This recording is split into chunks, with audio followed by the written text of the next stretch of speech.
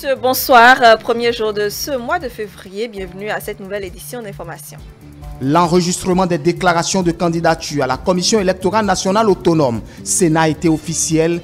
Déjà 2 candidats ont franchi le seuil de l'institution dans la matinée de ce lundi.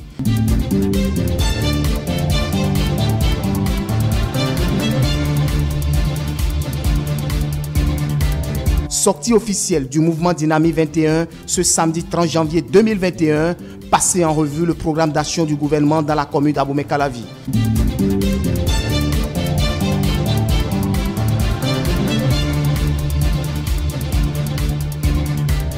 Et puis en fin d'édition, vous aurez le compte rendu des différents plateaux de votre émission Dimanche c'est politique de ce 31 janvier 2021. Voilà pour le sommet.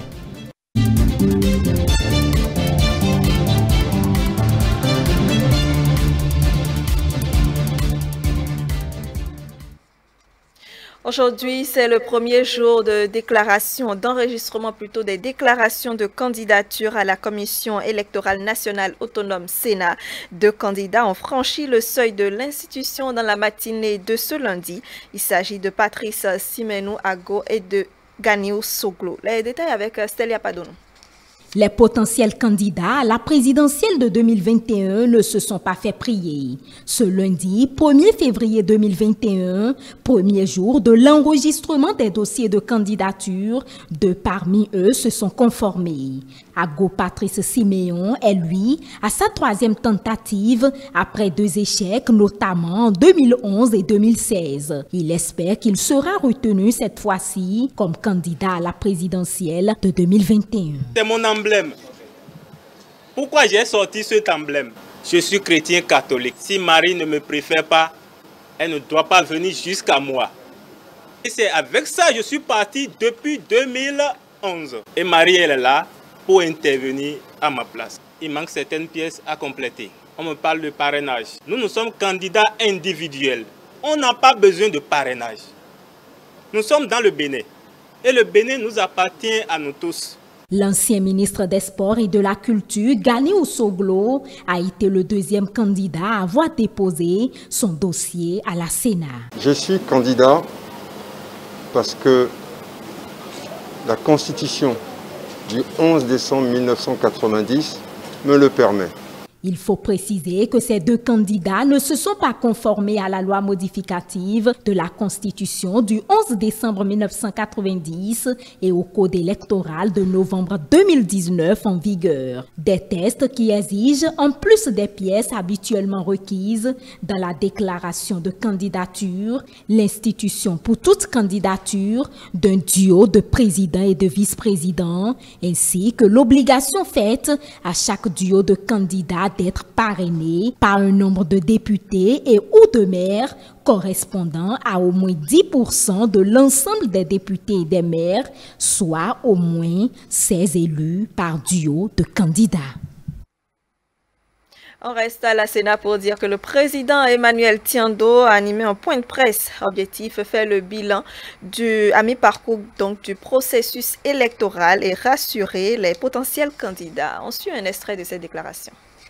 Dans le cadre de la préparation de l'élection présidentielle du 11 avril 2021 et en application des dispositions de la loi, la Sénat a procédé du 12 au 31 janvier 2021 à la délivrance des formulaires de parrainage aux élus, que sont les députés et les maires.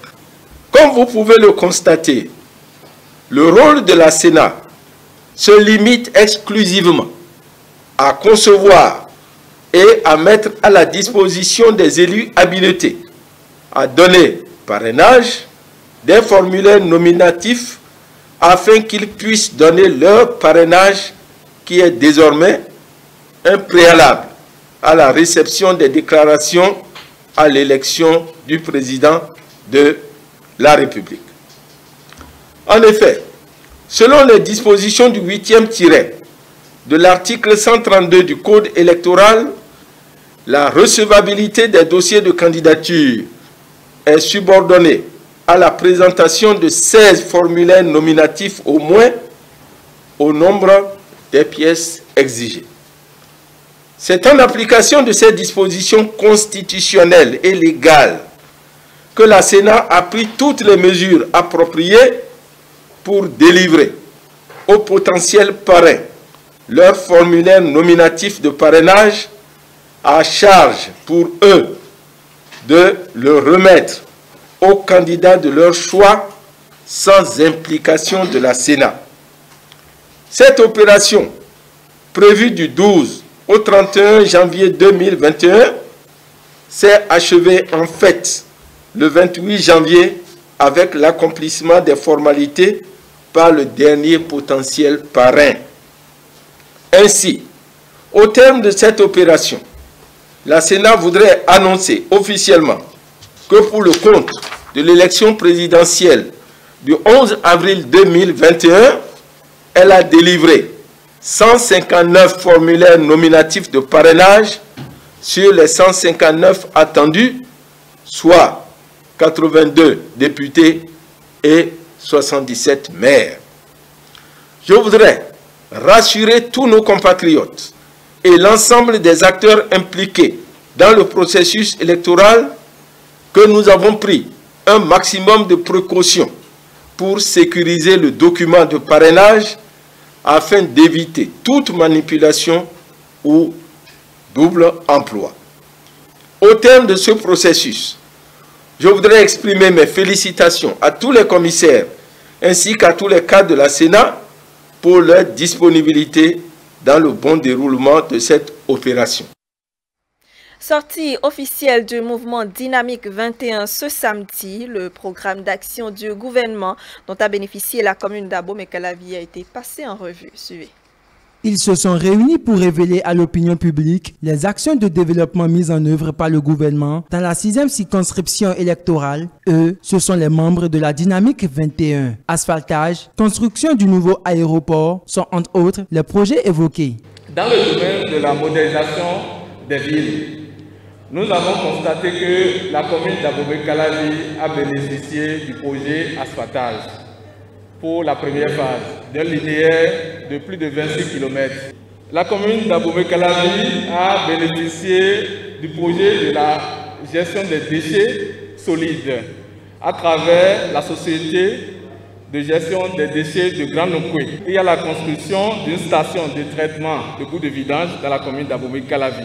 Dans le domaine immobilier, nous avons la construction de 2145 logements sociaux qui ont démarré à Ouedo sur les 10 849 projetés. Dans le domaine des transports aériens, nous avons la construction du nouvel aéroport international de Glodjibé. Dans le domaine de l'eau, nous avons la 6e circonscription a bénéficié du projet de renforcement du système d'alimentation en eau potable de la ville d'Abomey-Calavi.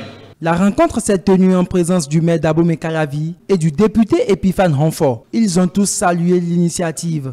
En ma qualité de la première autorité de la ville d'Abomey-Calavi, j'en suis fier parce que ma commune en a reçu la part la plus belle. Je vais seulement faire un clin d'œil au niveau des réformes administratives et politiques. Aujourd'hui, il y a des papiers que nous obtenons très rapidement grâce aux réformes intervenues au niveau du système étatique. Pour quelqu'un qui, dans l'exécutif, est en train de promouvoir la dynamique jeune, pour quelqu'un qui est en train de promouvoir au plan politique et parlementaire la dynamique jeune, pour quelqu'un qui est en train de promouvoir la dynamique au niveau de nos communes, la dynamique jeune. Nous ne pouvons que faire la dynamique 2021. Le mouvement Dynamique 21 n'entend pas s'arrêter en si bon chemin. Il promet passer le message dans toutes les communes du Bénin. Le Bénin enregistre 4 nouveaux décès dus à la pandémie du coronavirus, ce qui porte le nombre de décès à 52 désormais. L'information a été rendue publique sur la plateforme gouvernementale de gestion de la pandémie. Il faut dire qu'à la date du 28 janvier 2021, le pays compte 420 cas actifs pour un total de 3893 cas confirmés, dont 3421 guéris et 52 décès. Depuis plusieurs mois, un retour progressif à la normale est observé. Néanmoins, l'endémie commun ne s'est pas pour autant retiré. Il semble visiblement reprendre du service. On le note donc avec ces 4 nouveaux décès enregistrés. Au moindre symptôme, les autorités sanitaires recommandent de contacter le centre d'information au numéro gratuit 136. Et quant aux mesures barrières, leur respect est toujours de mise pour éviter la propagation du virus. La Loterie nationale du Bénin et ESAE-FC ont signé une convention de partenariat le vendredi 29 janvier 2021 au ministère des Sports. Une première concrétisation de la professionnalisation du sport béninois qui vise les dernières réformes donc, de création de sociétés sportives impulsées par le gouvernement. Reportage.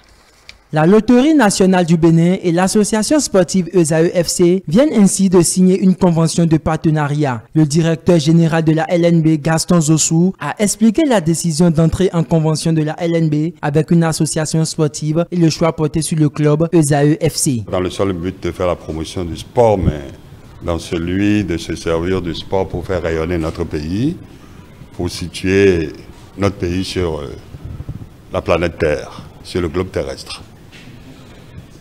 Dans ce processus, il a été nécessaire pour nous de faire une convention avec ESAE, club de D1, club de renom, ayant joué une compétition africaine récemment, pour que l'opportunité nous soit donnée de nous engager sur ce champ d'action.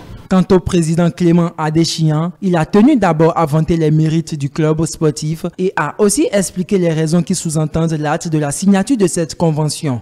ESAE, c'est un club que vous connaissez très bien, qui a une belle histoire dans le championnat du Bénin, qui a une belle histoire sur le plan continental. Nous venons de jouer coup sur coup pendant les 2 dernières années la Coupe d'Afrique. Alors, dans cette dynamique-là, de continuer par rayonner davantage, il était bon d'aller chercher un financement plus lourd qui puisse continuer par porter le club le plus loin possible. Et je crois que, comme l'a dit le ministre Gaston Zossou, le gouvernement a décidé aujourd'hui de faire relever l'image de notre pays par la pratique du sport, notamment le football, qui porte toujours les challenges plus loin. Le meilleur partenaire que nous puissions trouver pour continuer par nous faire rêver au Bénin, c'est la Loterie nationale du Bénin. Faut-il le souligner, plusieurs autres conventions du genre entre des sociétés publiques comme privées et des associations sportives sont attendues dans le cadre de la professionnalisation du sport béninois et comme pour leur homologue de ESAE-FC, les joueurs de ces associations sportives seront régis par un contrat avec une rémunération stable et correcte qui vont les sortir de la précarité. On revient à présent sur le résumé des différents plateaux de votre émission Dimanche C'est politique de ce 31 janvier 2021.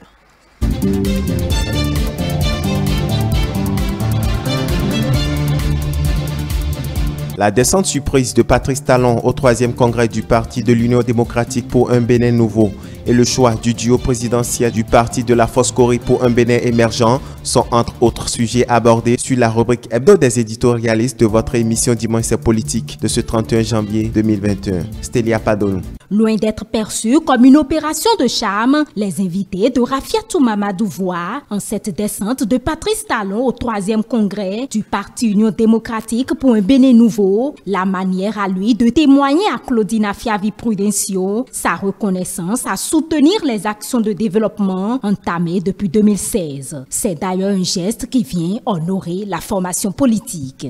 Il faut savoir à un moment donné louer le mérite et le courage d'un certain nombre de personnalités. elle autre, elle a fait le choix de pouvoir quand même, disons, être leader d'un grand ensemble. Et malgré les tempêtes et autres, là, elle a continué sur ce chemin-là. Toutes les voix comptent pour une élection présidentielle. Tous les suffrages comptent. Donc, un parti comme l'UDBN qui se réclame soutien du chef de l'État, je pense que le chef de l'État a quand même rendu de la meilleure des manières à l'UDBN son soutien en allant à ce congrès-là, alors qu'il n'y était pas du tout attendu, alors que durant tout son mandat, on n'a pas vraiment noté une affinité entre ce parti-là et l'action politique du chef de l'État. Le chef de l'État qui est allé donner du crédit, valoriser davantage cette formation politique-là en allant. Le choix de Djemba et Hunkpe comme duo du parti Foskori pour un Bénin émergent est plus ou moins salué par les débatteurs. C'est un duo à ne pas banaliser, estime le journaliste Félicien Fagnon. Quand moi je vois la configuration politique d'abord du parti lui-même, et vous voyez un peu aujourd'hui un Djemba qu'on connaît à Djougou. Alors un Djemba candidat à la présidentielle, et vous venez à Bopa où Hunkpe, oui, quoi qu'on dise, a quand même pu se faire élire conseiller récemment dans son Bopa, ça veut dire qu'il n'est pas aussi impopulaire non plus. Et donc ceux-là qui constituent un duo. Et quand on se rend compte que, par un coup, aujourd'hui, il y a une partie du FCBE là, et qu'à Kandi, il y a un FCBE qui a même un maire, et que dans d'autres localités, il y a un maire là, et il y a des maires, des élus qui sont un peu partout dans le pays, je pense que ce duo pourrait nous surprendre. Combien parmi les personnalités ou les acteurs que vous avez aujourd'hui au niveau des forces correctes, combien d'anciens ministres d'État vous avez? Je n'en vois pas.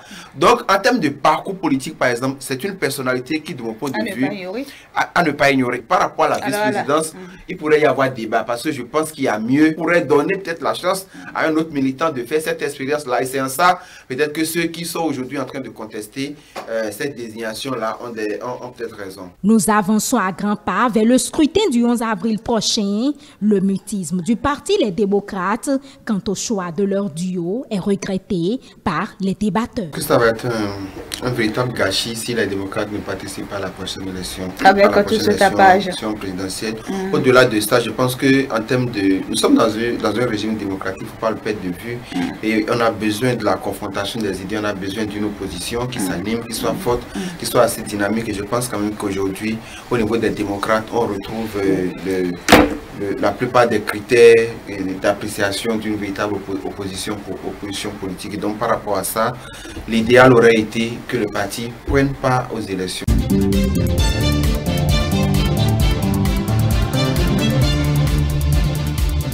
Le docteur Idrissou Bako, membre du bureau exécutif national du parti Foskori pour un Bénin émergent, était l'invité de l'entretien de ce dimanche. Au menu des échanges, la désignation du duo FCBE dans le processus de la présidentielle de 2021, le contexte et les raisons du choix du bureau sont entre autres sujets abordés. La Foskori pour un Bénin émergent FCBE a officiellement désigné son duo pour la présidentielle de 2021, une désignation qui suscite polémique au sein des acteurs de ce parti politique. Lorsqu'on se met dans le contexte actuel de FCBE, où vous n'avez pas un leader charismatique, quelqu'un qui est appelé leader charismatique et qui décide tout. Au FCBE, vous avez des leaders. Si vous voulez, vous pouvez les appeler des leaders charismatiques. Mais un seul qui fait la loi, ce n'est pas le cas au niveau des FCBE. Donc, Paul Hunkpe, secrétaire exécutif national, il est là pour une fonction et il assume ses responsabilités par rapport à la fonction. Le processus de désignation des deux candidats, la procédure a-t-elle respecté les tests du parti politique? Voilà entre autres quelques points que clarifie Idrissou Bako, membre du bureau exécutif national de la FCBE. Les appels à candidature ont été lancés. Et il y a eu 8 candidatures. Et ces 8 candidatures ont été examinées sur la base des critères retenus lors d'un bureau exécutif national qui a précédé les appels à candidature. Nous avons été tous candidats et nos candidatures ont été examinées conformément aux procédures, je dirais, du parti. Et c'est là que Paul Hunkpe s'est retrouvé comme vice-président, c'est-à-dire colistier du du doyen Djemba. Il précise que l'organisation interne du parti est conforme aux aspirations des militants FCBE. Il se dit rassuré d'une victoire certaine de la démocratie béninoise. Le peuple va constater, tout le monde va constater. Nous avons cette garantie sur la base de ce qui se dit et sur la base des discussions, des résultats des discussions que nous tenons sur le terrain. Pour la paix et l'unité du parti FCBE, l'invité de Angel Toboula exhorte les militants à accepter le choix du duo pour la présidentielle de 2021.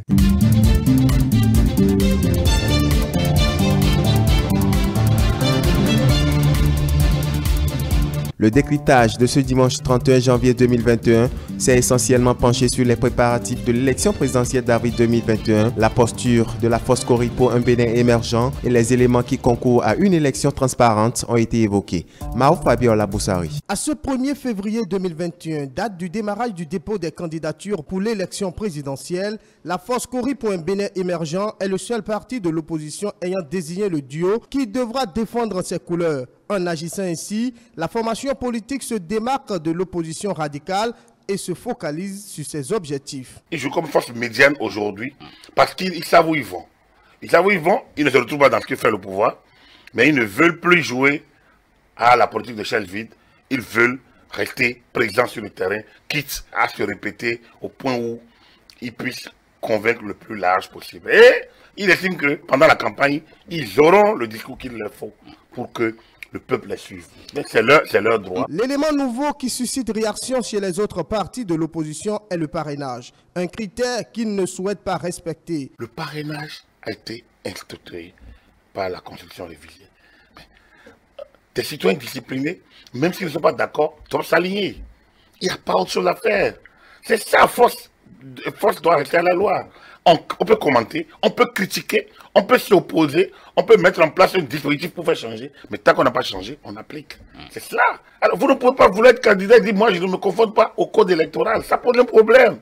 Lorsqu'on dit je n'applique pas, moi j'exige, je pense qu'on n'est plus un citoyen. Les mêmes qui ne veulent pas quérir le parrainage fustigent ce qu'ils appellent absence de cadre de l'opposition dans certaines institutions impliquées dans l'organisation de l'élection, notamment la Sénat et le COSLEPI, où d'ailleurs ils demandent un audit indépendant. Le consultant politique fait une proposition. Il aura confié ces activités à des techniciens et les obliger par un certain nombre de contraintes. Des techniciens, je dis, l'université d'Abou Calavi forme des administrateurs électoraux qui ne sont même pas les premiers. Même au niveau des coordonnateurs d'arrondissement, on ne fait même pas priorité pour eux. Et quand on dit administrateur électoral, c'est un master, c'est des gens en mesure donc d'opiner sur les questions électorales. Cette Sénat, on doit la saluer, ça n'y a rien à dire. Mais leur statut fait qu'on les regarde comme des partisans, normalement. Donc, le problème qui se pose, c'est la même chose quand vous allez au COSLEPI, même truc.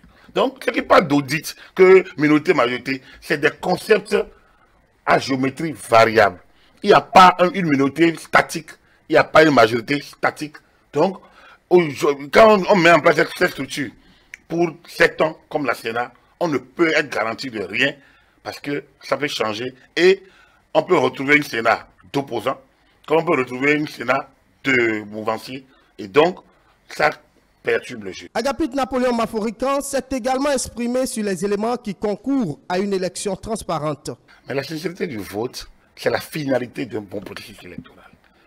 La sincérité, c'est le reflet des urnes. C'est vraiment la volonté du peuple. Quand on dit que ce vote est sincère, on peut dire que ce scrutin est sincère, c'est qu'on peut dire que les populations ont eu droit à un scrutin ouvert où le résultat reflète effectivement leur volonté.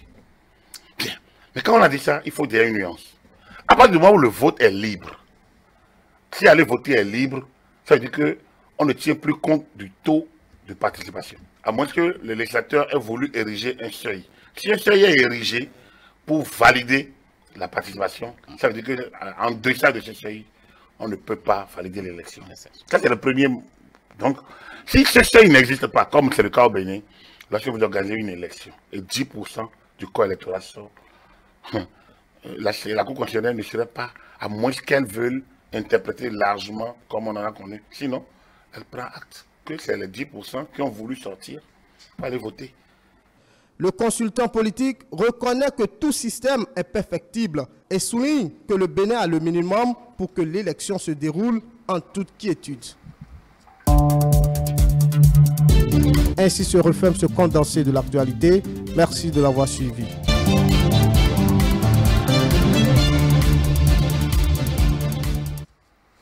Et c'est ainsi que prend fin cette édition d'information. Merci de nous recevoir chez vous. Juste après moi, le reste du grand soir avec les rubriques Covid-19, info d'ici et d'ailleurs, suivi de la chronique du soir.